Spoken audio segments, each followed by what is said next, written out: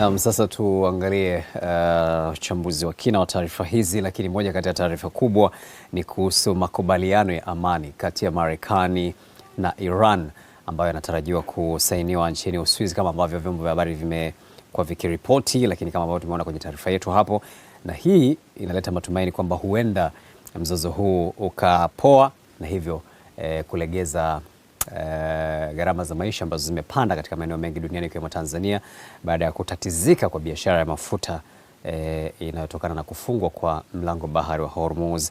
Tunaye hapa Ibrahim Rahbi kuliangalia hili na mengine mengi. Rahbi, karibu sana. Nashukuru. Tunaweza tukasema kuna habari njema kwa jicho moja, tunaweza tukaona hivyo, lakini kuna wakati wanasema ili usiumie sana roho ni bora usiwe unayajua mengi. Okay. Ya, kwa sababu utakuwa juu kwa juu tu, mimi najua kitu fulani, lakini kama ukitaka kuyajua mengi, matokeo yake utaumia kiasi fulani. Sasa ni sawa na hili kuwa ukilisikiliza na jinsi wanavyolizungumza na vyombo vya habari vinavyoripoti, dunia inaona kama inakwenda kupata nafuu, lakini kwa sisi tunayoyajua mengi ambayo kwenye haya bado tunashindwa kutoa jibu la moja kwa moja kama kuwa ni kweli tunaenda kwenye makubaliano, kwa sababu tangazo la makubaliano ni saa chache baada ya kuvurugika. Okay. Kwa sababu chini ya saa 10 Israel ilifanya mashambulizi kule Beirut, ambapo tayari tulikuwa tunafahamu kuwa Beirut ilikuwa ni mstari mwekundu kwa Iran, na usiku kabla ya tangazo la makubaliano tayari kulikuwa kuna kile ambacho kinaonekana kama Iran inajibu, kwa sababu ilitangaza kufungwa anga yake, na hata General Eyal Zamir wa Israeli alisema kuwa tunajiandaa kwa sababu tunajua Iran watajibu. Kwa hiyo tulikuwa kwenye kipindi hicho, alafu ghafla tukaletewa kuwa tumefika kwenye makubaliano. Ndio tunakuwa tuna mashaka kuwa huu hasama wa haraka umevunjikaje ghafla, na ndio hilo ambalo tunaliwaza zaidi. Sasa unaona kuna uhalisia wowote, kwa sababu tunaona kwamba vita ina miezi mitatu sasa hivi. Miezi mitatu. Mengi yametokea, Hormuz zimefungwa, gharama za maisha zimepanda, biashara ya mafuta imetatizika. Hili tangazo tulilolisikia limeleta matumaini makubwa sana kwa watu waliolisikiliza, lakini tunafahamu kwamba kuna mengi ambayo tumeshatangaziwa kwa nyuma na mengine hayakutimizwa. Ya, kabisa. Sasa kwa hili unaona kuna uhalisia wowote? Ugumu sana wa hiki kitu, nadhani huwa narudia kusema haikuwahi kuwa na mzozo kati ya Marekani na Iran, haukuwahi kuwepo.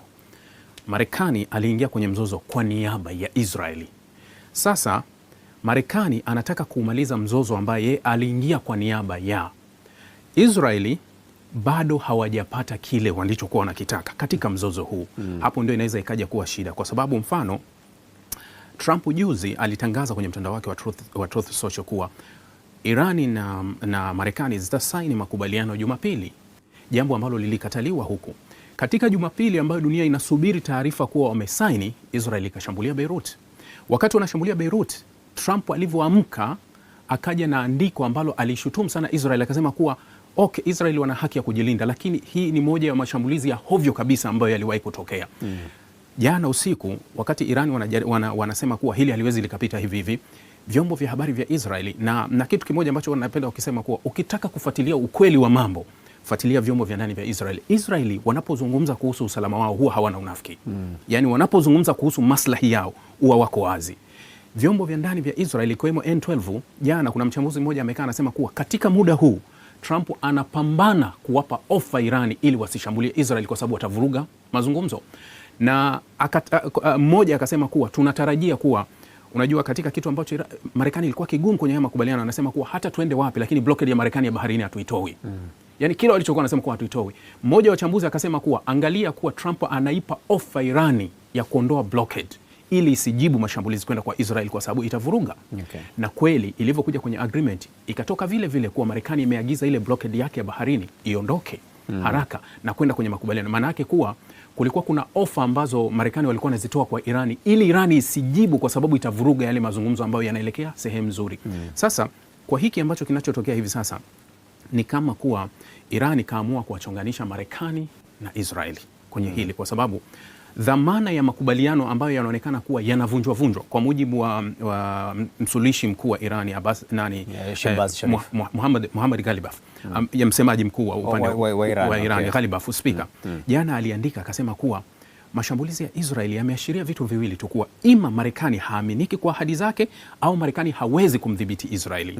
Ndio ilivyo. Sasa Marekani kama kapewa jukumu kuwa Israeli mdhibiti wewe kuhusu Lebanon. Lakini kingine ambacho kinavuruga hapa ni kuwa jana kuna mmoja wa mawaziri katika baraza la mawaziri la Israeli alisema hivi, kwa hali ilivyo na haya makubaliano yanavyotupeleka ni bora tuasi dhidi ya Marekani, kwa sababu kuiunganisha Lebanoni kwenye hili swala haifai. Wanasema kuwa tunafahamu kuwa Irani ni Marekani, wasuluhishe yao, lakini swala la Lebanoni libaki letu.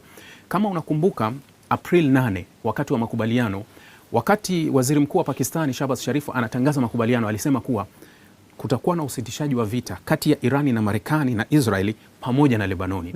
Baada ya saa kadhaa ikakanushwa kutoka kwa Israeli, wakasema kuwa Lebanoni haipo. Donald Trump akapiga mstari akasema Lebanoni haipo. J.D. Vance akasema Lebanoni haipo kwenye makubaliano. Niliwahi kulitolea ufafanuzi kwa nini Lebanoni ilitolewa. Lebanoni ilitolewa kwa sababu ni kama kumfunga mikono Israeli. Sasa wanakuja kwenye makubaliano ambayo Lebanoni imeingizwa jumla. Israeli hawakubali kwa sababu swala la Lebanoni wao waliforce litolewe liwekwe nje ya maamuzi. Lakini kwa hii taarifa ambayo imetolewa muda mfupi uliopita bado Israeli hajakanusha kwamba hajakanusha wala hajakubali. Hajakubali. Inawezekana labda wameshazungumza na kaka yao mkubwa Marekani. Trump alichofanya yani ni kama vile unajua kinachotokea hivi sasa ni Trump kujaribu kutumia nguvu ili kwa ajili ya kuituliza Israeli.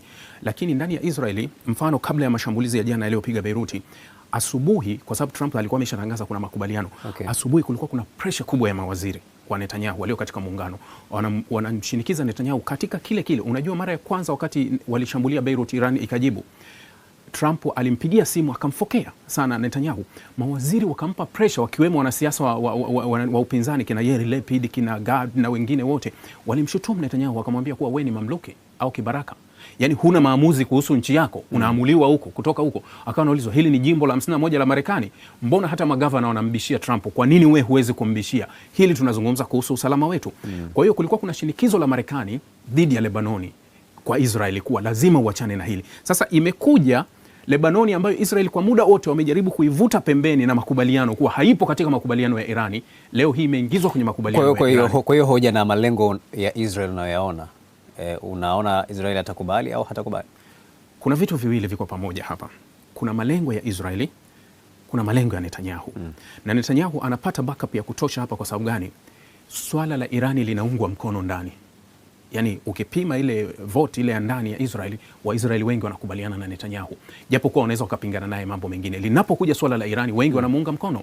Sasa ana kile ambacho anaona kuwa nina uungaji mkono wa ndani, lakini katika kuungwa kwake mkono anatafuta kujinusuru na kashfa zake ambazo ziko mbele, ambapo anaweza kujificha kupitia vita. Kama Marekani anaweza akamminya Israeli kuhusu swala la Lebanoni, ambao upande wa pili Irani wameona kama ni mstari mwekundu, kuwa unapoweka Lebanoni hatukai kwenye mazungumzo wala hatujadili lolote ikiwa Lebanoni itashambuliwa. Sasa haya makubaliano yatasainiwa kwa hali hiyo? Kusainiwa inaweza ikasainiwa au yasisainiwe, inaweza sitekelezwe. Hapo ndio ugumu utekelezaji wake kuwa utakuwaje. Kwa sababu kuna kile alikisema spika, kama nimekuambia kuwa spika anasema Marekani ima kashindwa kudhibiti Israeli au Marekani anashirikiana na Israeli. Lakini sasa hapo mbele itavyokuja kuvurugika tena, mfano nilikuwa nikiangalia taarifa ya Axios jana katika yale mashambulizi, moja ya source moja inasema kuwa Israeli ilifahamisha Marekani kabla ya kwenda kufanya mashambulizi Beirut. Wakati huo Donald Trump anasema kuwa nimeamshwa asubuhi, sina taarifa yoyote kama Israeli itafanya mashambulizi. Maanake Israeli ilijiamulia yenyewe.